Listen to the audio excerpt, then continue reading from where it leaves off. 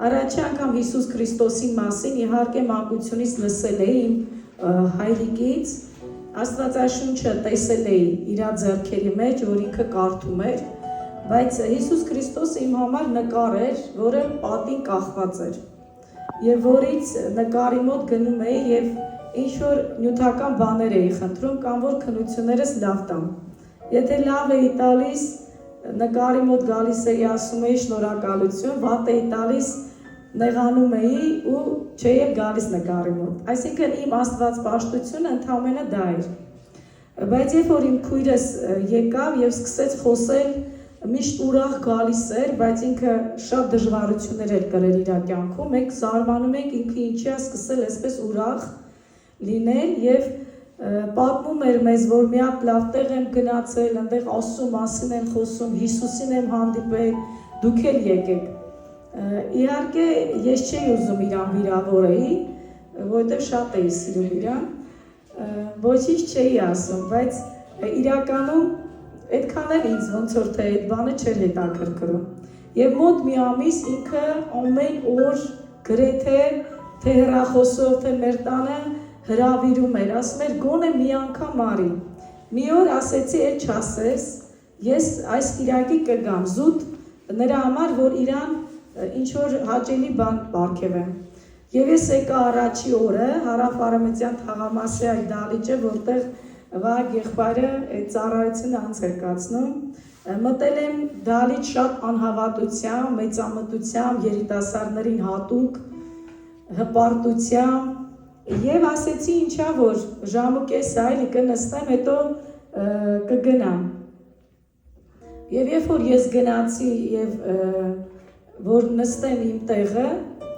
ես չգիտեմ ինչ ինձ հետ կատարվեց եւ մենակ հիշում եմ, ես նույնիսկ այդ բանը չեմ հիշում, Վահագ եղբայրը ինչ թեմա էր խոսում։ Ես ուղղակի զգացի, որ երկինքն ու երկիր սահմանը այլևս գոյություն չունի։ Եվ ես հայտնվել եմ մեկի առջև, որը շատ մեծ է, հզոր է, որի առաջ ես մեղավոր եմ, մի հատ փոքր ճղճի մարդ, մի հատ չգիտեմ, շատ փոքր արարած, բայց մինչև այդ եսի մասին շատ մեծ կարծիք ունեի, որովհետև միշտ գերազանց եմ եղել ուսման մեջ, շատ լավ շրջապատ եմ ունեցել, բայց ես այդ պահին հասկանում էի, որ ինչքան ունայն ու փուչ ա եղել այն ամենը, ինչ որ ես տարիներով ձգտել եմ եւ ինչի համար շատ աշխատել եմ, որ հասնեմ։ Եվ ես հայտնվեցի կենդանի Աստծո փառքի ներկայության եւ գահի առջև։ Ես այդ ժամանակ ասում եմ, չեմ լսել ոչ խոսք, այդ որ ասում են գնում են ազդեցության տակ, քարոզի ազդեցության տակ, ես խոսք չեմ լսել, ես նոր մտել եմ այդ վայրը։ Ես ոչ մեկի այդ խոսքերը չեմ լսում, որովհետև իմ քույրս նոր էր ապաշխարել, ինքը չէր կարող ինձ այդպես Քրիստոսի մասին պատմել։ Ուղղակի ինքը անդադար ասում էր արի։ Եվ ես հանդիպեցի այդ օրը կենդանի Աստծուն Հիսուս Քրիստոսին։ Եվ այդ հանդիպումը իմ երիտասարդ կյանքը փոխեց սերներս ոչ թե 90 աստիճան, 180, այլ 360 աստիճան։ Իմ մոտ մտքի, սրտի, հոգու մեջ, պլանների մեջ, ապագայի մեջ ամեն բան շրջվեց, դեպի Աստված շրջվեց։ Եվ ես շատ շնորհակալ եմ։ Եվ հիշում եմ, ես ուղղակի այդ վիճակի մեջ չգիտեմ ինչքան եմ եղել, որովհետև մոտ արդեն ծառայության վերջն էր եւ լսեցի ուղղակի մի ձայն, որ ասում է այդ երիտասարդ աղջկան, որ նոր ա եկել, ասեցեք թող առաջ գա։ Եվ 3 անգամ այդ ձայնը հնչեց, բայց ես այնքան Սուրբ Հոգու Տիրոջ ներկայության մեջ էի, որ ես այդ ձայնը կարծես թե հեռվից էի լսում։ Եվ կողքս մեկը կանգնած էր, ես ես ձեռքով հրեց, ասես չես լսում, քեզ ա կանչում, Վահագ եղբայրը։ Ու ես ասեցի ինչ պիտի անեմ, ասեցին առաջ գնա։ Ես առաջ եմ եկել, ես չեմ էլ իմացել ոնց են մարդկանց համար աղոթում, իմ համար այդ ամեն ինչը մի հատ չտեսած բան էր, ես չէի տեսել մինչև այդ նման բաներ, շատ անծանոթ էր ինձ համար, բայց միևնույն ժամանակ շատ հարազատ։ Եվ ես գնացի եւ Վահագ եղբայրը սկսեց աղոթել եւ մարգարեանալ իմ անցյալի մասին, ներկա եւ ապագայի։ Եվ այդ մարգարեությունը տարավ նրան, որ ես շատ կարճ ժամանակում, երևի մի ամիս հետո մկրտվել եմ Սուրբ Հոգով, ամիս ու կես, 2 ամիս հետո ջրով։ Եվ Պողոս առաքյալի ասած մարմնի եւ արյան հետ ոչ մի հարց ու պատասխան չունեի։ Տերը այնպես էր այցելել ինձ, այնպես կենդանի, որ ես բացի Իրանից եւ իրա վրա սիրահարված լինելուց, ինձ այլևս ոչ մի բան չէր հետաքրքրում։ Եվ ես հիշում եմ, որ իմ մեջ այնպիսի կրակ կար, որ մենք գալիս էինք այն ժամանակ ծառայության, նորերի խմբակ կար, աղոթքաժողովներ կար, տեղ կար, որ ինձ չէին տանում, որովհետև այդտեղ լեզուներով էին աղոթում։ Բայց ես այնպես էի փափագում, ինձ այնքան հետաքրքիր էր, այդտեղ ինչ են անում, որ ինձ չեն տանում դեռ։ Եվ մի անգամ խնդրեցի մեր նարաքույրիկը, ասեց լավ է, ասեց ոչինչ, դու էլ հլը արի։ Ու գնացի, ես այդ օրը տեսա ոնց են իրապես մարդիկ աղոթում։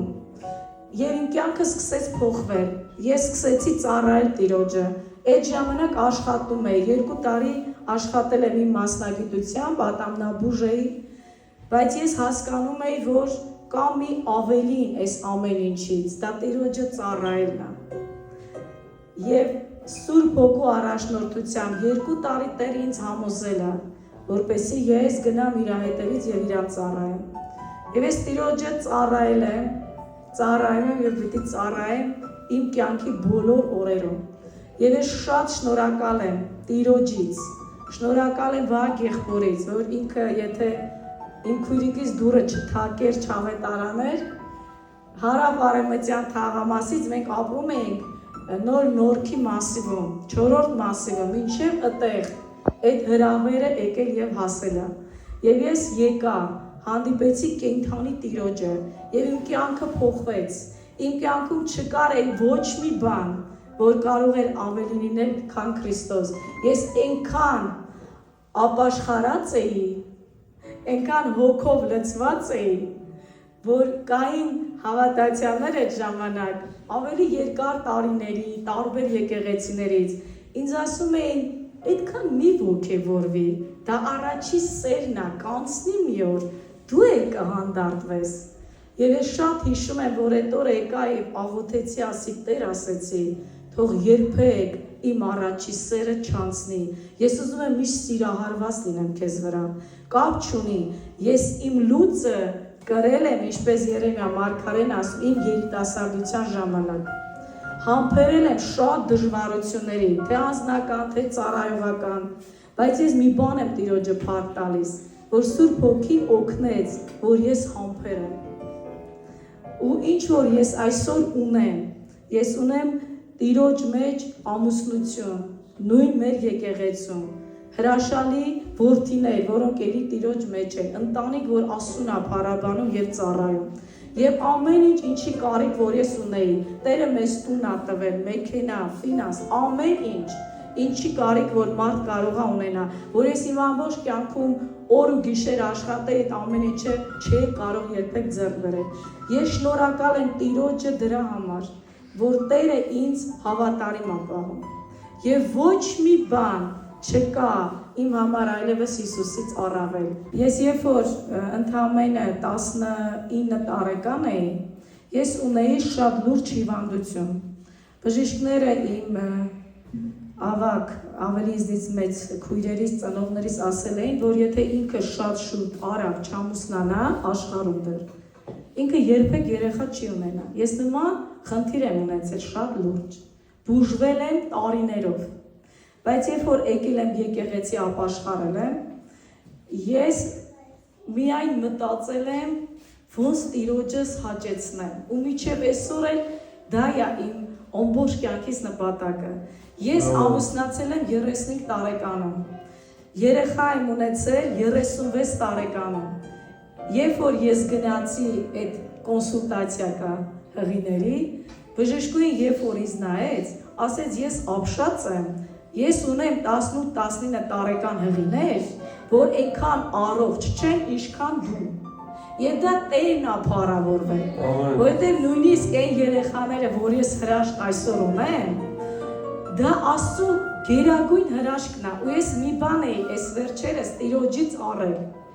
Տերը ինձ մի բան ասեց իմ երիտասարդներին մի բան ասա, վերջի մղոններ համբերեք։ Ես տեսնում եմ եւ ինչ որտեղ ցավ եմ ապրում, որտեղ ես եմ երիտասարդ ապաշխարել ու երիտասարդությունս Տիրոջ մեջ անցել, որ շատ դժվար է վերջի մղոնին համբերելը։ Շատ համբերում ենք, բայց այն որ վերջի մղոնը, այն որ պիտի համբերեիր, եւ հենց այդտեղ ամենաանհնարը արդեն, ամենադժվարը, սատանայի ամենամեծ հարվածները,